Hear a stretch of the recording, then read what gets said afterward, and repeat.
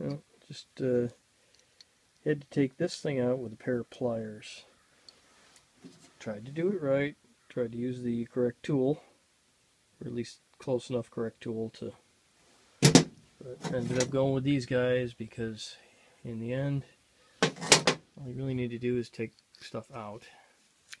This is the headlight switch. And the headlight switch is in some pretty rugged shape.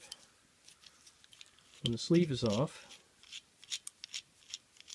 unscrew that, you'll see. This thing wiggles all the way around and just makes a complete 360. It should stop at a certain point. That part seems to be working. I'll ring test it out later, but you can see that these wires have melted together at some point. So I'll have to do like I did with the old headlight switch on the other truck. I'll pull this thing apart, try and figure out if the stopper broke off in this, or is just bent, or what happened, because this should only rotate so far, and then it should stop. And then see if I can rebuild that, or if I can't rebuild that, we'll just disable the twisting feature, because honestly, dimming dash lights is the last thing that we're worried about. We just really need to have headlights, because eventually we'd like this thing to pass inspection. And it's not going to pass inspection without headlights.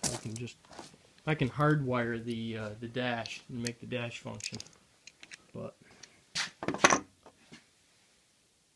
amazingly enough, the set screw came out, and the headlight switch itself looks fine.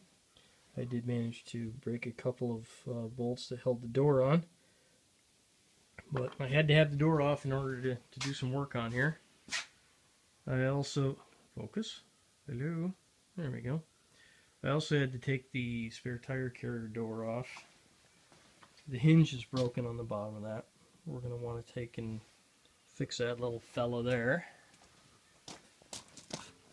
That was broken before we got it, so that was snapped off clean. We can probably fix that. I put a whole bunch of PB brake in there.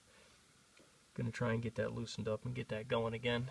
We'll put something in there. There's no bushing. You really can't see around the hole right now, but there's no bushing or anything like that in there, so this thing just kind of wobbles around. We'll also need to cut that body line, because that thing that they did, while cool looking, keeps you from taking the top off ever. And we're probably going to use our own side plates anyways.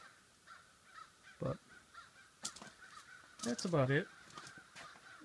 Got to take the rest of these seats out too, because the front seats are shredded. The backs are okay.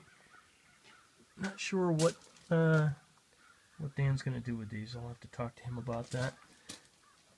I've already had a couple people asking about them. That seat there we're hoping to replace with one of the front seats that we had out of the 82.